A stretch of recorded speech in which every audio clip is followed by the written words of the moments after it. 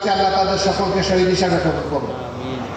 যারা আহত পঙ্গু হয়েছে তাদের জন্য দোয়া করে আল্লাহ তাআলা তাদেরকে সুস্থতার নিয়ামত দান করুন। ঢাকা মেডিকেলে 7 তারিখ আমরা গিয়েছিলাম আহতদেরকে দেখতে। হাত কাটা, পা কাটা, চোখ নেই। বিছানার পাশে দাঁড়িয়ে বিছানায় বসে জিজ্ঞাসা করেছিলাম কেমন লাগে, বলে যে ভালো লাগে। আপনি আহত অবস্থায় রক্ত ঝরছে, চোখ নাই, তুমি দেখো না, তাও তোমার ভালো লাগে। কেন তোমার ভালো লাগে? বলে যে কারণে লড়াই করেছিলাম সেই লড়াইয়ে বিজয়ী হয়েছে তাই ভালো লাগে। কি কারণ ছিল? বলে যে দেশকে স্বাধীন করার জন্য লড়াই করেছি। আল্লাহু আকবার।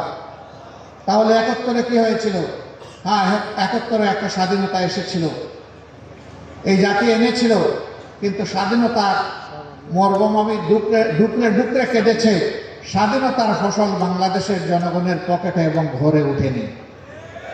একটা গোষ্ঠী এটাকে হাইজ্যাক করেছিল, আর একটা দেশের হাতে এটা তুলে দিয়েছিল। তার জ্বলন্ত প্রমাণ এই 16 ডিসেম্বর পাশের দেশের প্রধানমন্ত্রী তিনি বিজয় দিবসের শুভেচ্ছা দিতে গিয়ে ভারতীয় সৈনিক সেনাপতিদেরকে দিয়েছেন আর বলেছেন এটা ভারতের বিজয় দিবস।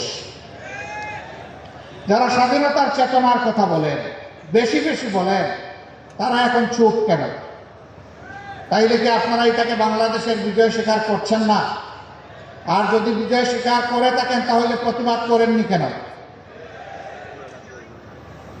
আসল রূপ তাদের প্রকাশ হয়ে গিয়েছে, কারণ তারা তাদের মাথা ইজারা দিয়ে রেখেছে পাশের দেশ। এদের মাথা নিজেদের মাথা নয়, ওইখান থেকে রিমোট কন্ট্রোলে যা বলা হয়েছে তারা 15.5 বছর তাই করেছে।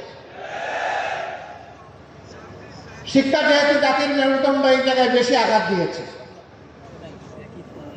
উদ্দেশ্যহীন, মানহীন একটা শিক্ষা ব্যবস্থা দাঁড় করিয়ে দিয়েছে যা বাস্তব জীবনে এই জাতির খুব কমই প্রয়োজনে আসছে। শিক্ষায় কোনো গবেষণা নাই, চর্চা নাই, উৎকর্ষ নাই, নৈতিকতা নাই, দুনিয়ার সাথে কোনো মিল তাল নাই, সব কিছুকে একদম তছনছ করে দিয়েছে।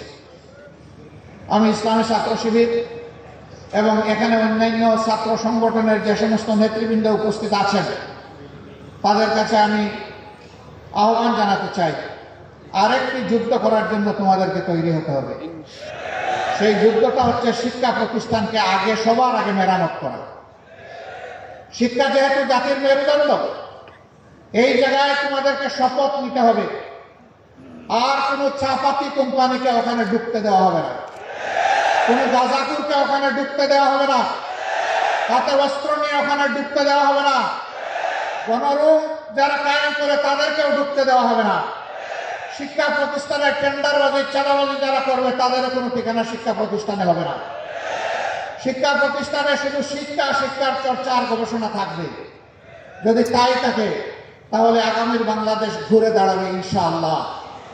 যদি তোমরা শিক্ষা প্রতিষ্ঠানকে সেইভাবে গড়ে তুলতে পারো তাহলে 24-এর এই ত্যাগ ইনশাআল্লাহ শতভাগ সফল হবে। আর যদি শিক্ষা প্রতিষ্ঠানকে গড়ে তোলা না যায় এই জাতি বারবার পথ হারাবে। এই জন্য পথ হারা জাতিকে এখন পথের উপর টেনে উঠানো তোমাদের দায়িত্ব। এই জন্য আমরা তোমাদের সাথে আছি। এই যুদ্ধে যেভাবে 24-এ আমরা তোমাদের সাথে ছিলাম 36শে জুলাই পর্যন্ত, আগামীতেও তোমাদের সাথে থাকার অঙ্গীকার আমরা ব্যক্ত করছি। তোমরা এগিয়ে যাও, আমরা তোমাদের সাথে আছি ইনশাআল্লাহ। ইসলামী ছাত্র শিবিরের উদ্দেশ্যে আমি বলতে চাই, এখানে স্লোগানে লেখা আছে সততা, দক্ষতা, দেশপ্রেম। এই 3টা জিনিস যাদের অন্তরে থাকবে, বুকে থাকবে, তারা ইনশাআল্লাহ জাতিকে ভালো কিছু দিতে পারবে। 77-এর 6 ফেব্রুয়ারি ঢাকা বিশ্ববিদ্যালয়ের কেন্দ্রীয় মসজিদ থেকে এই সংগঠনটির যাত্রা শুরু হয়েছিল। 2010 সাল পর্যন্ত ছাত্র শিবির তাদের বৈধ রাজনৈতিক একটা ছাত্র সংগঠন হিসেবে তাদের অধিকার প্রয়োগ করে সদস্য সম্মেলন করতে পেরেছে। 10 সালের পরে আজ এই দ্বিতীয়বার, 10 সালের পরে এই দ্বিতীয়বার আজকে 24-এর 31 তারিখে ডিসেম্বরের অনুষ্ঠিত হতে যাচ্ছে। মাঝখানে না হওয়ার মূল কারণ আমি সবার বক্তব্য শুনি নাই, সার্জিসের বক্তব্য থেকে চলে এসেছে। সার্জিস বলেছে এই সংগঠনকে নিশ্চিহ্ন করতে চেয়েছিল হায়নারা, তারা পারেনি। সত্যের উপর যারা দাঁড়িয়ে থাকে আল্লাহ তাদের সাথে থাকে। ইসলামী ছাত্র শিবির সত্যের উপর যতক্ষণ দাঁড়িয়ে থাকবে ততক্ষণ আল্লাহ তাআলা তাদের সাথে থাকবেন। ধৈর্যের পর যতক্ষণ থাকবে আল্লাহ তাআলা ততক্ষণ তাদের সাথে থাকবেন। ছাত্র শিবির তোমাদেরকে আজকে মূল দায়িত্ব নিতে হবে প্রতিষ্ঠিত ছাত্র সংগঠন হিসাবে। শিক্ষাঙ্গনে নৈতিকতা ফিরিয়ে আনা এবং শিক্ষাঙ্গনে শিক্ষার পরিবেশ ফিরিয়ে আনা। আমি তোমাদেরকে অনুরোধ করবো এই দুইটি গুরু দায়িত্ব তোমরা কাঁধে তুলে নাও। এতে যত স্যাক্রিফাইস তোমাদের করতে হয় সেই স্যাক্রিফাইসের জন্য তোমরা তৈরি থাকো। তারপরেও আমাদের শিক্ষা প্রতিষ্ঠানগুলো তোমরা মেরামত করে দাও। হ্যাঁ, এই কাজ তোমাদের একার নয় এবং একা পারবেও না।